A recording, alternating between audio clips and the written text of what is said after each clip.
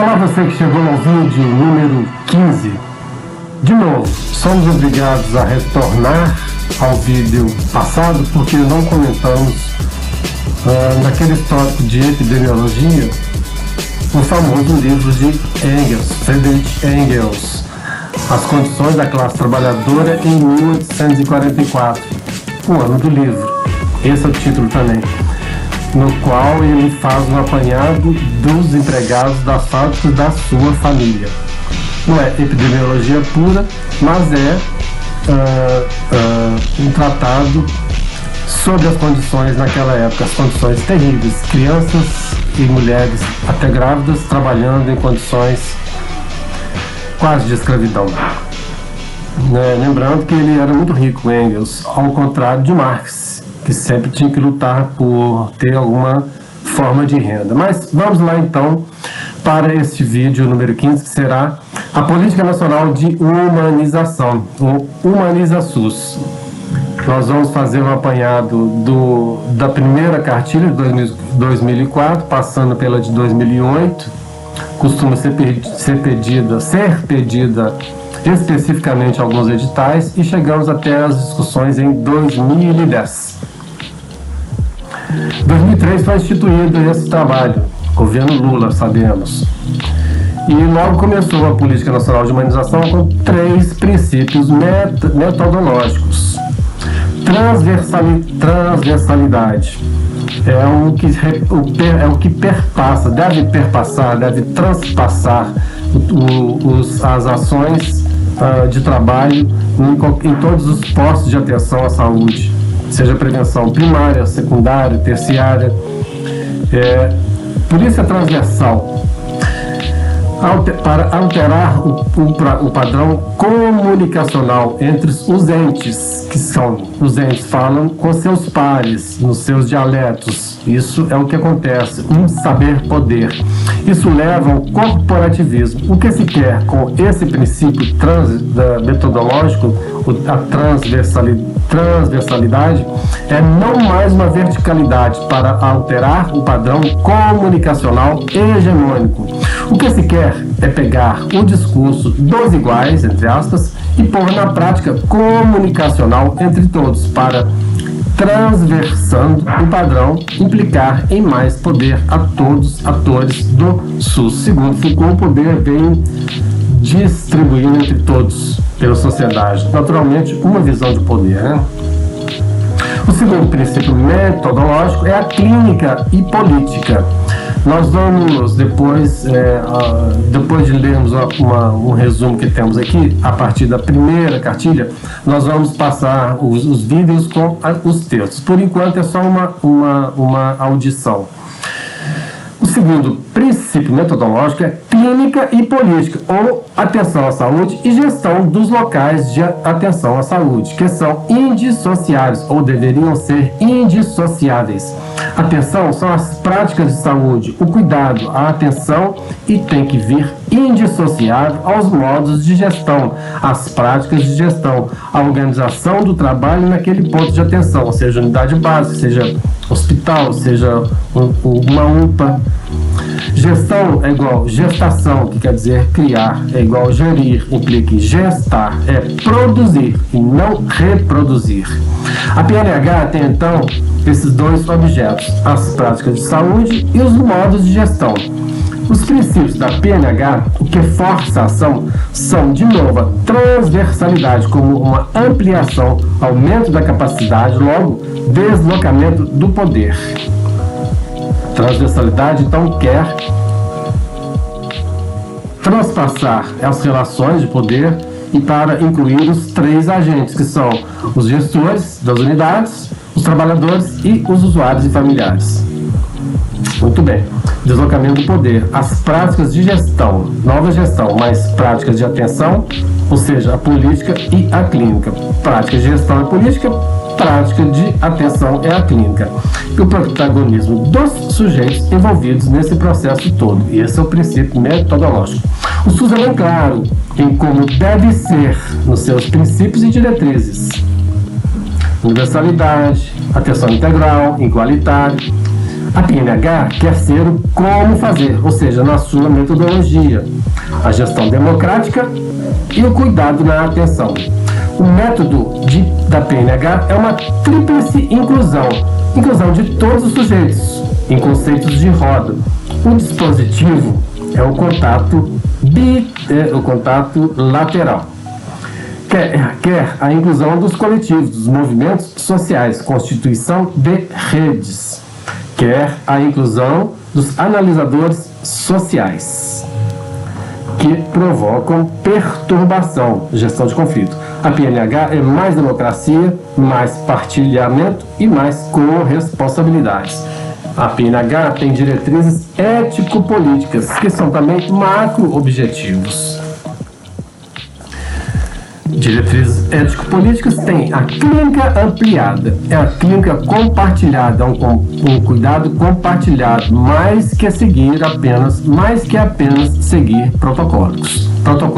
A clínica tradicional não reconhece a singularidade. A clínica tradicional é biomédica, não cria vínculo, se perde no caminho. A clínica ampliada é ampliada em dois caminhos, duas vias. Não se restringe somente ao biológico e propõe uma inclusão subjetiva. Não se restringir ao biológico como se não houvesse um sócios em volta do sujeito, que tem seu psiquismo, e ambos podem ser mais ou menos potencializadores do caminho para mais saúde ou mais doença. Como incluir uma rede? Exemplo, acompanhamento no parto escolhido pela parturiente. O outro trazido é igual recurso terapêutico, logo implica em dividir com responsabilidades. Uma inclusão subjetiva é consequência de A, ou seja, esse exemplo de que falamos aqui, de não ser, essa proposta de não ser só biológico. A inclusão subjetiva, o ser adoecido tem a sua subjetividade. O que se quer é fazer um acréscimo ao biológico tradicional. O que se quer é uma clínica da equipe de saúde, ou seja, uma multivisão, pois nenhum saber isolado pode dar conta. Não é somente somar visões, é uma construção via dispositivo. Bom, projeto terapêutico singular. Não se propõe, embora seja claríssimo para um CAPS, por exemplo, um projeto terapêutico singular, ou outros postos de atenção na rede de atenção psicossocial, o PTS, projeto terapêutico singular, se propõe para qualquer unidade, qualquer ação. Pois, por exemplo, cada caso de hipertensão, por exemplo, é um caso. A diabetes também. Então, o projeto serve também para abaixar a ansiedade do profissional. Outra diretriz é a gestão participativa e democrática. Novos espaços de circulação de poder e decisão. Potencializando o que Foucault já afirmava sobre a circulação do poder em rede na sociedade, não estanque em algum lugar ou em algum espaço. Dispositivo para gestão participativa. Colegiado de gestores. Colegiado de gestores. Essa é uma das diretrizes mais importantes. Por quê? Valoriza o trabalho e o trabalhador. Propõe o acolhimento, cujo dispositivo é a classificação de risco. Propõe ambiência, cujo dispositivo é o projeto de cogestão da ambiência, mais do que um local físico, embora o local físico seja importante. No hospital, por exemplo, você atende nos corredores, quando for o caso. Então, avaliar qualquer reforma que tem que vir dos processos de gestão ou processo de trabalho, a ambiência. Vamos repetir isso tudo com mais calma, com mais detalhes. Por enquanto, estamos fazendo um resumo para entrarmos no entendimento dos conceitos. Depois nós temos a defesa dos direitos do usuário. O dispositivo é a Carta dos Direitos. Depois temos mais grupos, mais coletivos e mais redes. E depois temos a construção da memória do SUS que dá certo, que aliás são essas construções que davam certo que levaram à criação da Política Nacional de Humanização, como um caminho, né? Porque a necessidade veio da necessidade. Enfim. Muito bem, então vamos então começar a passar os slides que temos aqui. Seguindo então. Um texto rápido. Saúde é produção social, é resultado de complexas redes causais que envolvem elementos biológicos, subjetivos, sociais, econômicos, ambientais e culturais, que se processam e se sintetizam na experiência concreta de cada sujeito singular, de cada grupo e da sociedade em geral. Ou seja, a saúde resulta da capacidade de a sociedade produzir regras, modos de viver em que prevaleçam o interesse e o bem comum. É uma definição dada por Olga Matos de Oliveira em 2010. O itálico é da autora no original e o sublinhado foi feito por nós. Saúde resulta da capacidade da sociedade produzir regras, modos de viver em que prevaleça o interesse e o bem comum. Muito bem. Para começar a entender a PNH, implica em memorizar o objetivo geral implícito na afirmação. O SUS humanizado, Leandro, em vermelho. O SUS humanizado é aquele que reconhece o outro como legítimo cidadão de direitos, valorizando os diferentes sujeitos implicados no processo de produção de saúde. Quem são os diferentes sujeitos? São os gestores, os trabalhadores e usuários familiares. Então, de novo, lendo. Um SUS humanizado é aquele que reconhece o outro como legítimo cidadão, ou seja, sujeito de direitos, como vem sendo feito nos diplomas legais desde a Constituição. Exemplo, Estatuto da Criança e Adolescente de 1990, a Lei do Direito do Consumidor também de 1990, valorizando os diferentes sujeitos implicados no processo, que são os três: gestores, trabalhadores e usuários. Importante, a valorização da relação entre os três atores para respostas às necessidades de ASS construídas conjuntamente entre si, entre os três, de forma pedagógica e democrática, em todos os pontos de atenção à saúde, em todos os momentos e de acordo com necessidades, desejos e interesses desses atores envolvidos no processo de produção de saúde. Uma transversalidade que tem que perpassar as práticas em todos os locais de atenção. Implica em trocas e construções de saberes, deslizando de uma ponta a outra do saber científico, profissional ao saber popular. Trabalho em equipe e diálogo entre todos. PNH quer estimular a comunicação. O mais importante entre tudo isso, o que perpassa inescapavelmente a tudo isso, é a comunicação. São as palavras carregadas de sentidos. A PNH quer estimular a comunicação entre os três atores para uso de processos coletivos de aspas, enfrentamento das relações de poder, trabalho e afeto que em muitas circunstâncias resultam em atitudes e práticas desumanizadoras que inibem a autonomia e corresponsabilidade dos profissionais da área de saúde em seu trabalho e dos usuários no próprio cuidado de si. Fecha aspas, Brasil 2013. A PNH se estrutura a partir de princípios, método, diretrizes, dispositivos.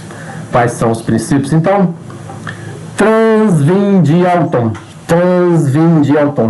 transversalidade, indissociabilidade e autonomia.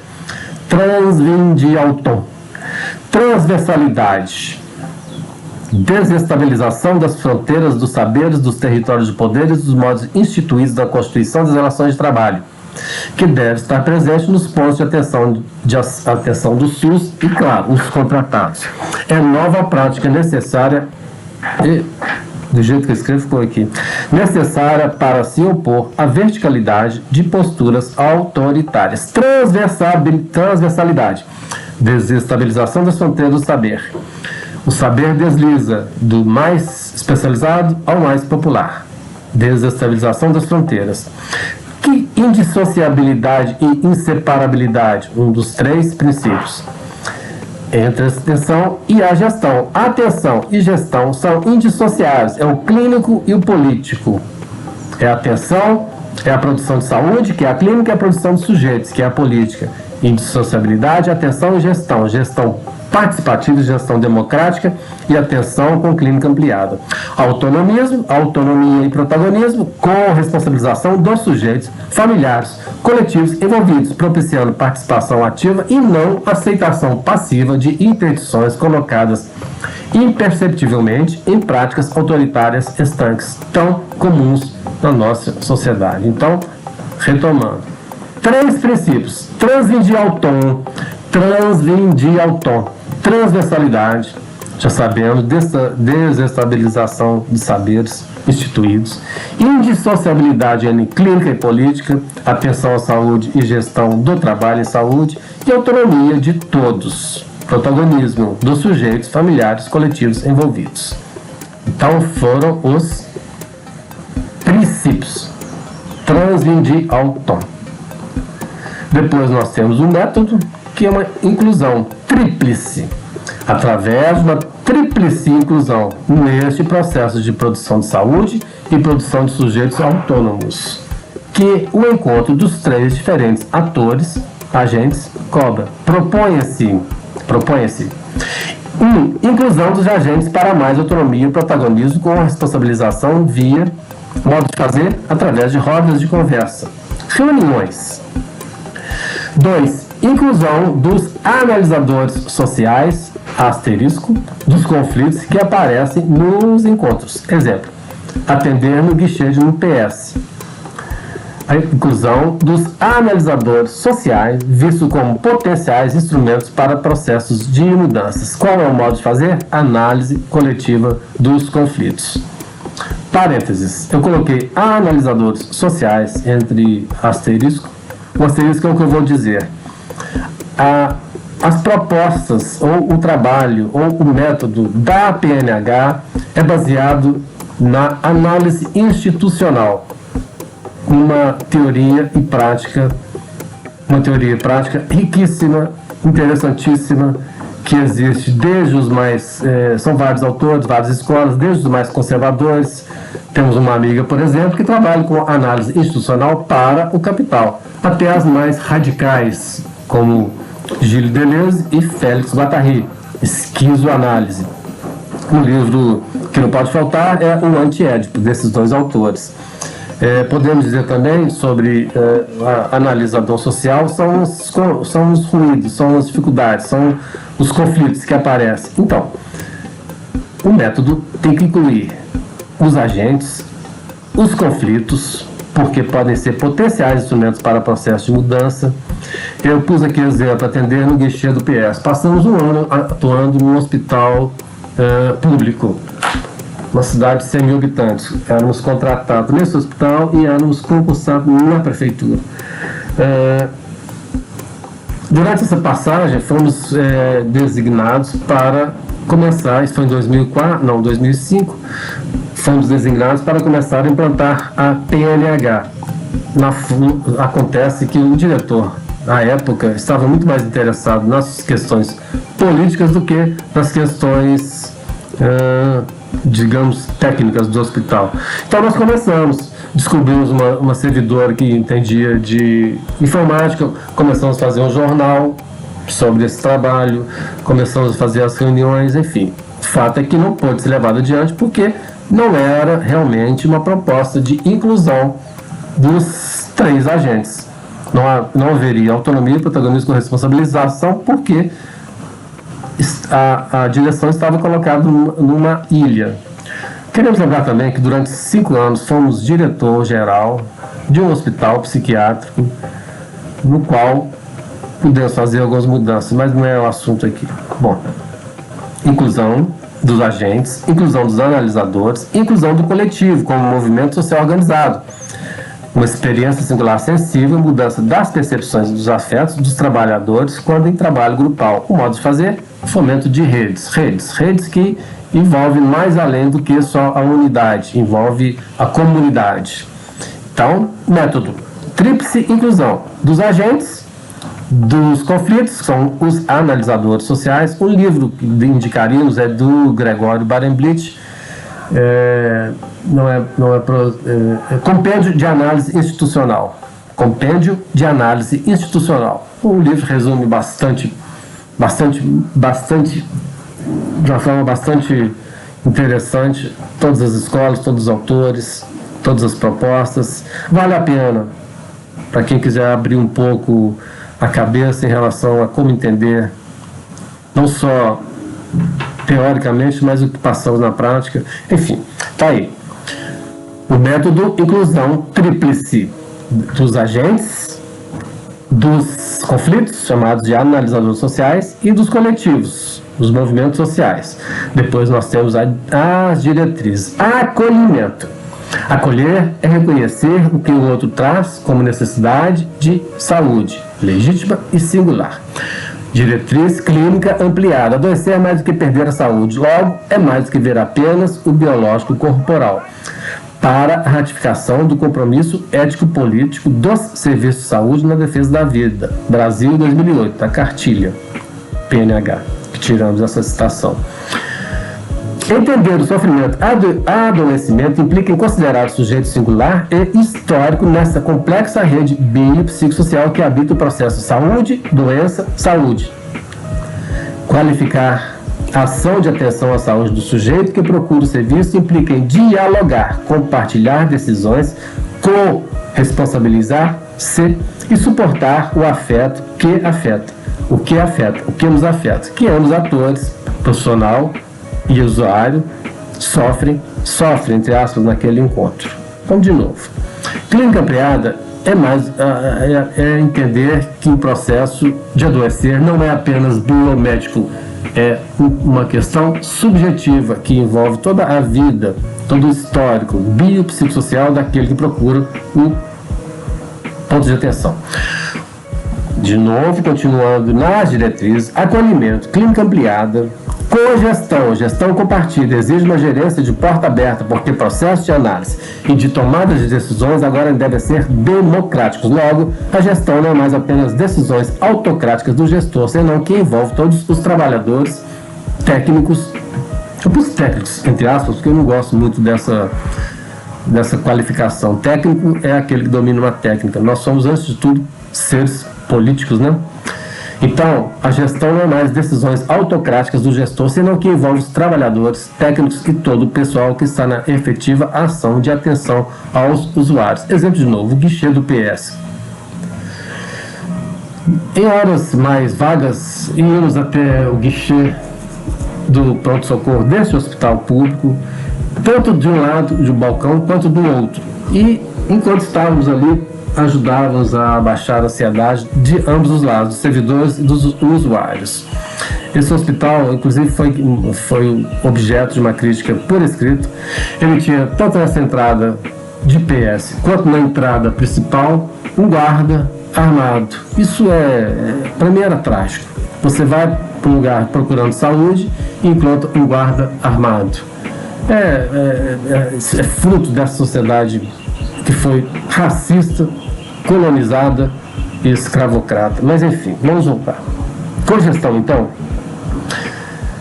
exige roda de conversas, as reuniões. Também, além dos acolhimento clínica ampliada, cogestão é uma diretriz de defesa dos direitos do usuário, que tem uma cartilha. Se esse vídeo não ficar muito longo, nós vamos entrar na cartilha dos direitos dos usuários do SUS.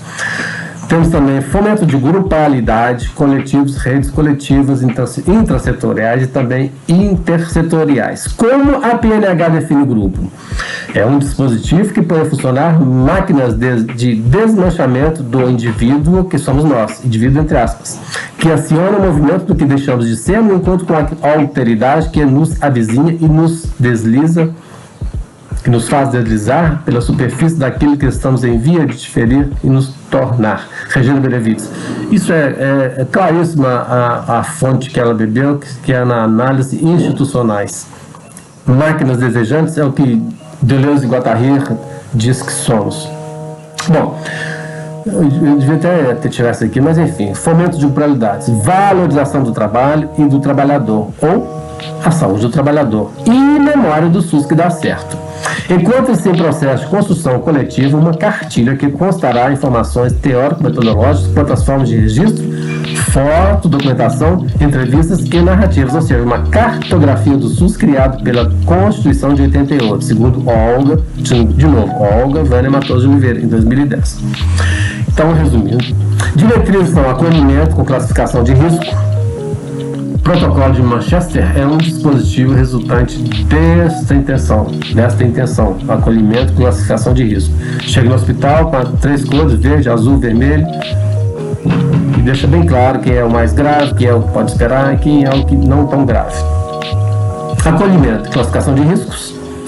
Diretrizes: acolhimento, classificação de riscos, clínica ampliada, cogestão, defesa de direitos do usuário, fomento de grupalidades, valorização do trabalhador, memória do SUS. Então, diretrizes: acolhe 1 com clínica ampliada, 2 faz cogestão, 3 defesa de direitos do usuário, 4 faz grupos, 5 valoriza o trabalhador, 6 memoriza o SUS que dá certo, 7.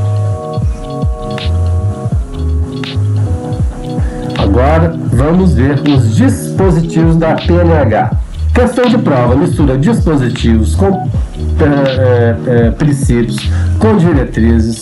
Então a gente tem que fazer uma separação. Por dispositivos, entende a atualização das diretrizes na política de arranjos em arranjo de processo de trabalho.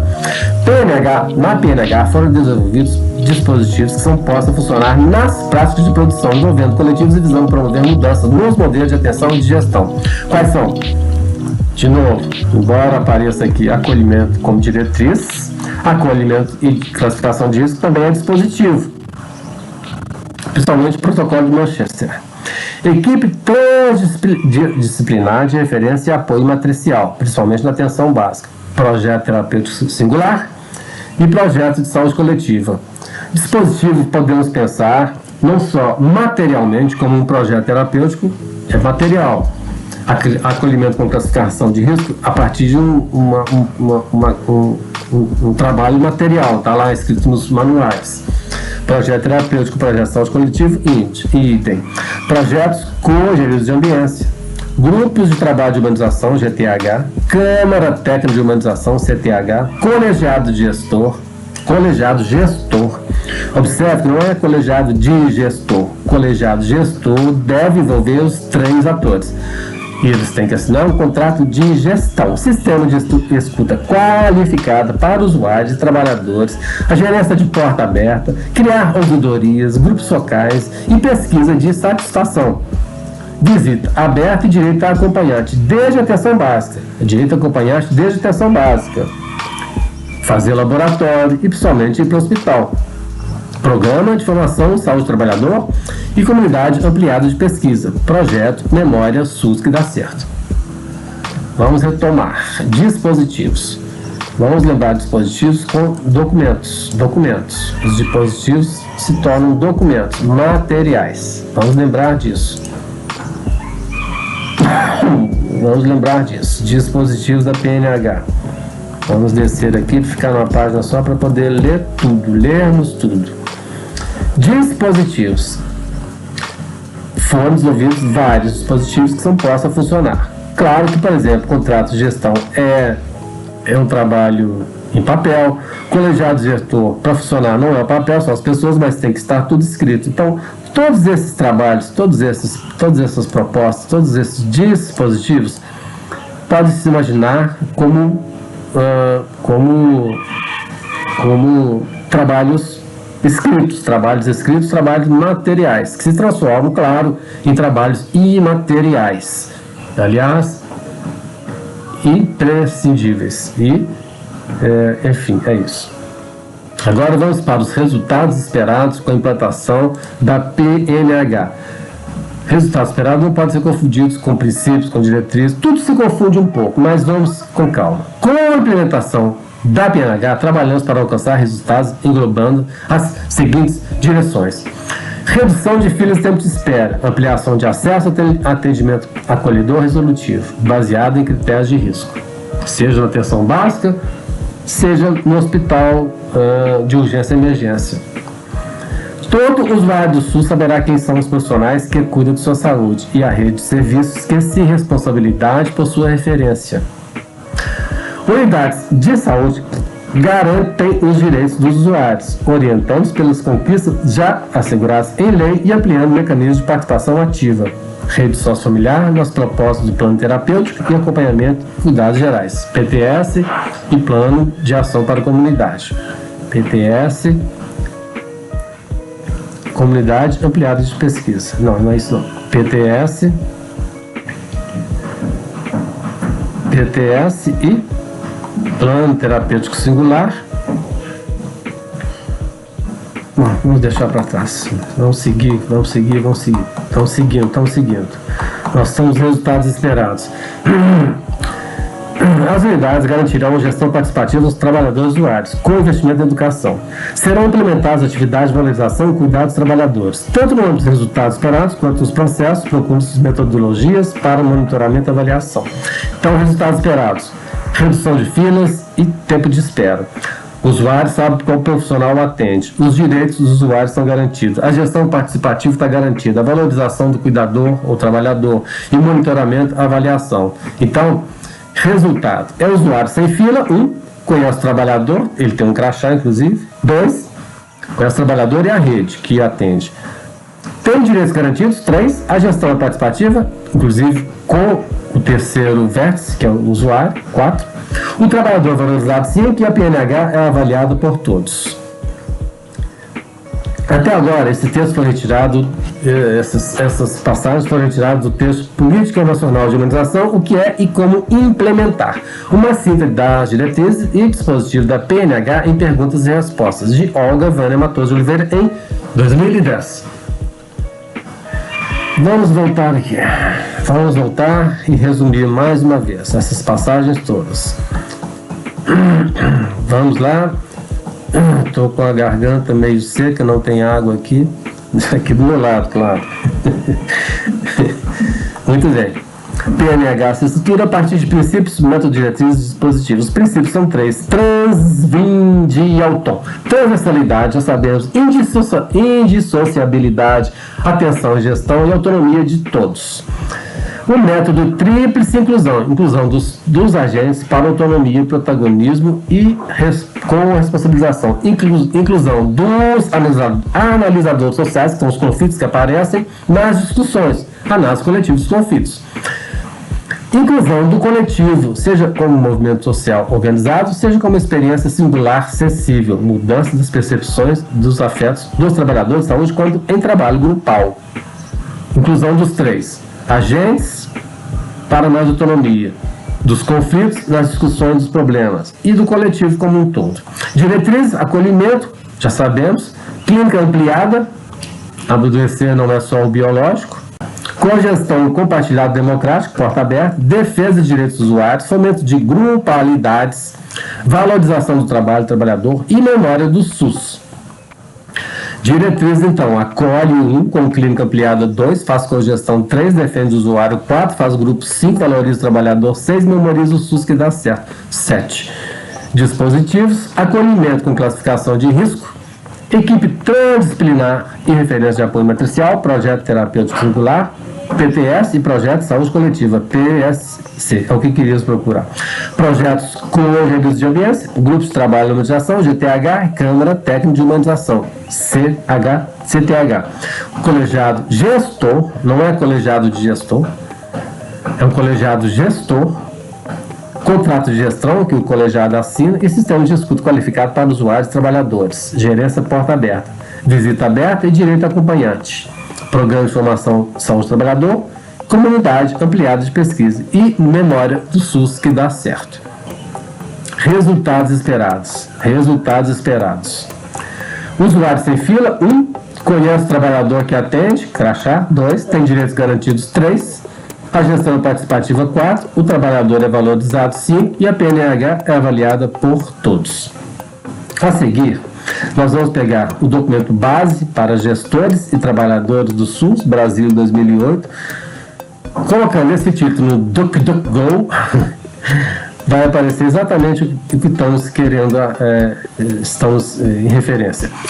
E ele tem no final a parte chamada glossário, que é acolhimento, processo constitutivo das práticas de produção e promoção da saúde, que implica a responsabilização do trabalhador e equipe pelo usuário, desde sua chegada até a saída. E claro, encaminhamento. Mesmo encaminhado, continua responsável. Encaminhado, por exemplo, a partir da atenção básica. Ouvindo sua queixa, considerando preocupações e angústias, fazendo uso da escuta qualificada que possibilite analisar a demanda mais além do pedido, resolutivo e responsável via acionamento e articulação das redes internas dos serviços e redes externas, UPA, urgência e emergência, hospital, laboratório, são as redes externas.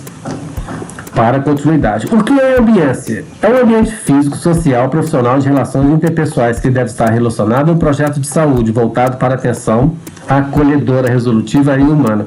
Nos serviços de saúde, a ambiência é marcada tanto por tecnologias médicas ali presentes, quanto por outros componentes estéticos ou sensíveis aprendidos pelo olhar, olfato, audição, por exemplo, luminosidade, ruídos do ambiente, temperatura, etc. Muito importante na ambiência é o componente afetivo expresso na forma de acolhimento da atenção dispensada ao usuário, da interação entre trabalhador e gestor. Deve-se destacar também os componentes culturais e regionais que determinam os valores do ambiente. A ambiência é mais do que um espaço. O espaço, na minha opinião, é importantíssimo. Por exemplo, o espaço no calor é uma merda. O espaço cheio de calor é uma merda. Principalmente para quem sente tanto calor, é claro. Então, é um ambiente físico, mas é principalmente uma atenção voltada ao subjetivo daquela pessoa. É uma atenção voltada ao que ela está dizendo e ao que ela não está dizendo, não só com palavras, mas com gestos, com o corpo, com o olhar, enfim, com roupas, com tudo. Muito importante na ambiência é o componente afetivo expresso na forma do acolhimento, da atenção dispensada ao usuário, entendido como ambiência. Então é mais do que um espaço apenas. O espaço é importante, mas, como eu disse, na minha passagem de um ano pelo hospital, você tinha que atender pelos corredores, enfim. Vamos ver como damos continuidade. Cartilha de 2008, que é uma das mais pedidas, para ver alguns parâmetros para orientar a implantação de ações e dispositivos. Então, nas várias formas de ação, na prevenção primária, na secundária, na terciária, vamos lá.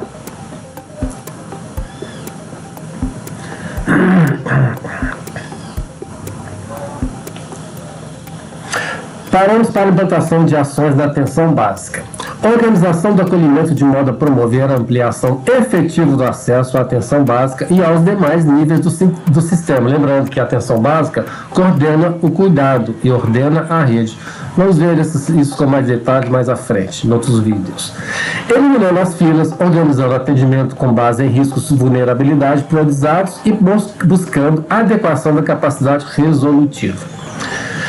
Também paramos para a implementação de ações da atenção básica, definição inequívoca de responsabilidades sanitárias da equipe de referência com a população adscrita, favorecendo a produção de vínculo orientado por projetos terapêuticos de saúde individuais e coletivos para usuários e comunidade.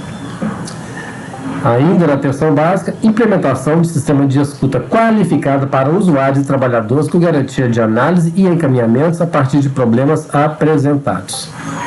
Agora, paramos para a implementação de ações de urgência e emergência nos prontos socorros, prontos atendimentos e assistências pré-hospitalar e outros. Demanda acolhida e atendida de acordo com a avaliação de risco.